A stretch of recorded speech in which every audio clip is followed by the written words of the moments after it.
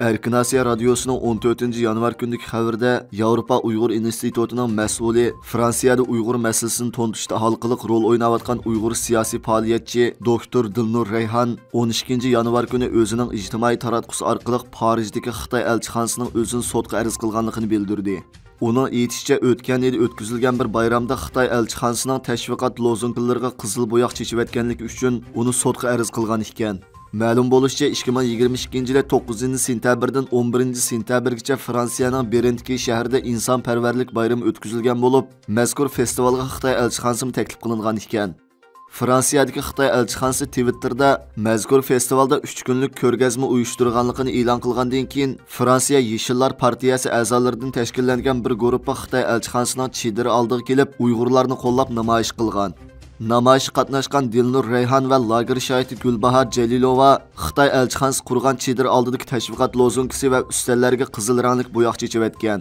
Dilnurning bildirishicha, ayni vaqtda u tashviqot lozunglariga rang chechayotganda chedir oldidagi Xitoyning amonlik qo'g'dash xodimi tomonidan to'sqinlikqa uchirgan. Tartish jarayonida Dilnurning qo'ldagi rang o'zining kiyimiga chachirash bilan birga Xitoy xodimining usti beshiga chetilgan ekan. Xitoy elchixonasi mazkur voqeadan keyin yana o'tgan yili sentyabr oyining o'ttirlari Dilnurni sotqa arz qilgan. Lekin insonparvarlik bayrami o'tkazilgan rayonning saqchisi dekabr oyining oxirlari Dilnur bilan aloqalashgan va saqchixonaga kelish kerakligini aytgan. Shuning bilan 12 yanvar kuni Dilnur o'zi bilan aloqalashgan saqchixonaga berib, saqchilarning ayni vaqtdagi ahvollar haqida so'rgan savollarga javob bergan. Alanki virüskisiga, ilan taxtisiga, çoğun ilan taxtisiga çeçivetkendim. Çeçivetken çağdan kendim aqıdın Xitaylarninki doğduğuçuları keynimden gelip meni qulamdan elib iliştirishqanlik uchun men kendim çedirigini çeçivetdim. Üzerindeki qimmat çapımın onu çeçilip ketip şu. Men bundan şuna qıtaqmagan ekan panikda. Qızıl boyaqni ağaligimning sababi qızıl rangni Uyg'urlarning qiyniga vakil qilib, Uyg'urlarning qiyinini 5 yildan beri ishchi bo'lganligini, Uyg'urlarning qiyinini ishchiqanligiga simvol qilib, bir simvollik bir harakat qilmoqchi bo'lib, aytgan o'sirni. Dünya Müslüman Cemaatleri Kengişi deb atalgan bir təşkilatqa a'zo 14 davlatdan kelgan 30dan ortiq atalmış Müslüman ölümalarının 8 yanvar gündən başlab bir neçə gün Şərq Türkistan ziyoratı bo'lib, Xitoyning tashviqotini qilishi, muhojiratga Uyg'urlar va Uyg'ur tashkilotlarining yana bir qitim kuchli nafratini qo'zg'adi. Merkezi Washingtondagi Uyg'ur tadqiqot markazi 11 yanvar bu xususda e'lon qilgan chaqiriqida Xitoy rejimi Albaniya, Bahrayn, Bosniya, Misr, Arab Birlashma Xalifaligi, Saudiya Arabiston, Suriya, Tunis va Kuvayt qatorliq musulmon davlatlardan bir turkum musulmon ulamo va tadqiqotchilarni Sharq Turkistonga elib berib, o'zining Sharq Turkistonga elib berayotgan irqiy qirg'inchilik va islom qarshi turishni pardozlash uchun hozirlagan sahnalarini ziyorat qildirdi.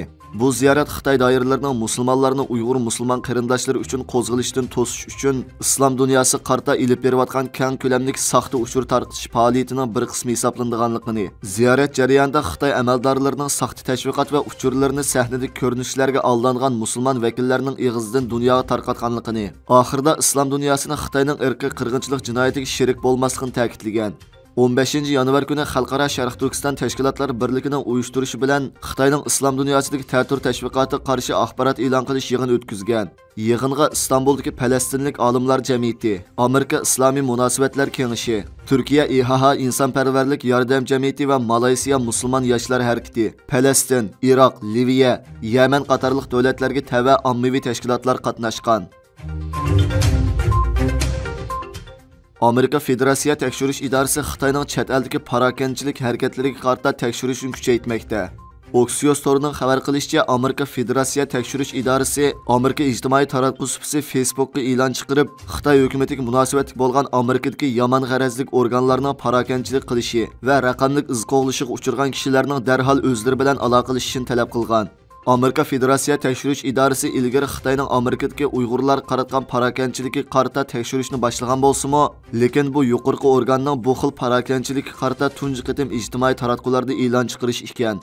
Oxios torining xabarida aytilishicha, Amerika Federatsiya tekshirish idorasi Amerikaning Filadelfiya rayonidagi Facebook abonentlariga chiqargan Xitoy tilidagi qo'sh e'londa tor hujumi, jismoniy va raqamlik parokandichilik, jismoniy hujum yoki qaqti-so'qti qilishlarga uchragan har qanday kishidan bu idoraning Filadelfiya ishxonasi bilan aloqalashishini talab qilgan.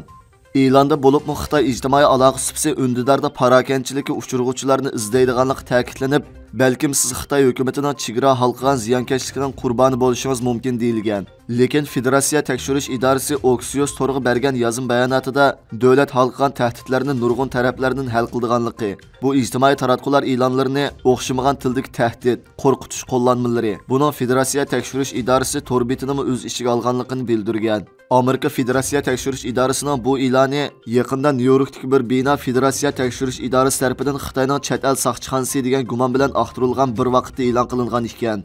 Nyu-York vaqt gezitining bildirishicha, bu bino Nyu-Yorkdagi Tangliqlar ko'chasi, ya'ni Xitoy bozoriga joylashgan ekan. Chet eldagi turklar va tuqqan xalqlar idorasi YTBning dunyoning har qaysi joylaridan kelgan xalqaroliq o'quvchilarni Turkiyada o'qish fursati bilan ta'minlaydigan Turkiya o'qish mukofot puli programmasiga iltimos qabul qilish boshlangan.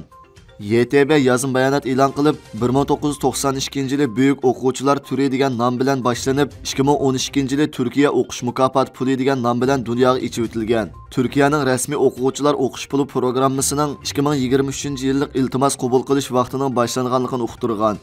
Mazkur programmaga dunyoning har qaysi joylaridan to'liq kurs, aspirantlik va doktorlik o'qish uchun Turkiyaga kelgan xalqaroliq o'quvchilar iltimos qila oladi ekan. O'qish mukofot programmasiga 20 fevralgacha YTBning tor beti orqali iltimos qilsa bo'ladi ekan. Turkiya o'qish yordam puli programmasi universitetga o'rinlashtirish, oylik o'qish mukofot puli, universitetga to'laydigan o'qish badal puli, sog'lomlik sug'urtasi, yotoq, haqsiz kasbiy va ilmiy programmalar, sayohat bileti qatorliq alohidaliklari bilan dunyoning eng doiralik o'qish yordam puli programmasi deb qaraldi ekan.